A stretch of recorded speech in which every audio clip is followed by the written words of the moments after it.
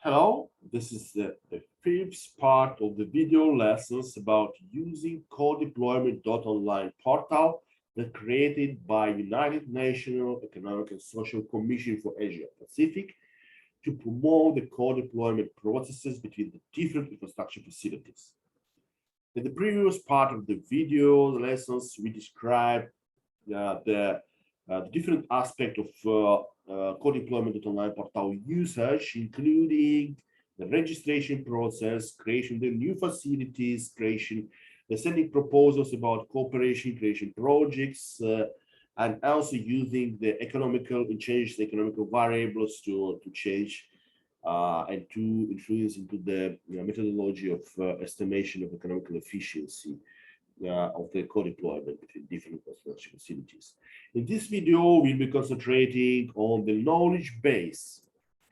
Knowledge base is the very important part of the portal that concentrated and targeted into the collecting information from the different stakeholders, including infrastructure owners, including international and national experts, and so on and so on, about co-deployment between different infrastructure facilities. Here you have the legislation acts in the different countries, methodology and research, training materials, information about successfully implemented projects and tools, and so on and so on.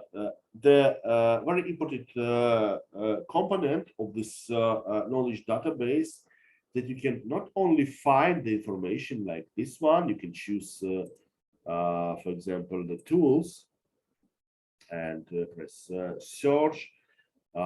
So you can find the description of the smart corridor simulator, find the description, find the links for this special tool.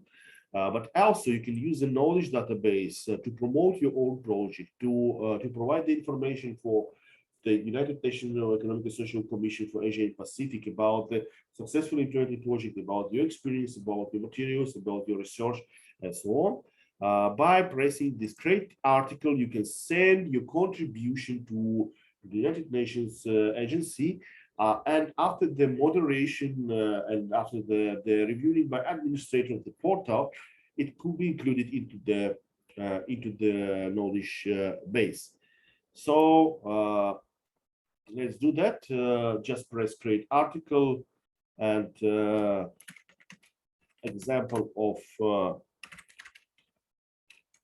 co-deployment in Mongolia.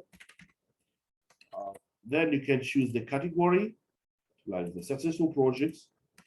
Here you can enter everything, the detailed description, the links, the can format of the text, and so on. You can also select some text and add some files to the article.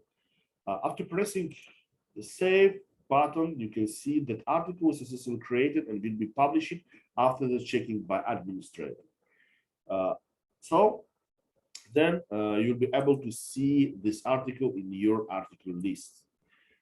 The important thing that not only infrastructure owners or ICT operators or providers can use this and can create the articles, but also we have the third type of the users, the participants, contributors who are able to use this function and to empower the knowledge database by their own information, like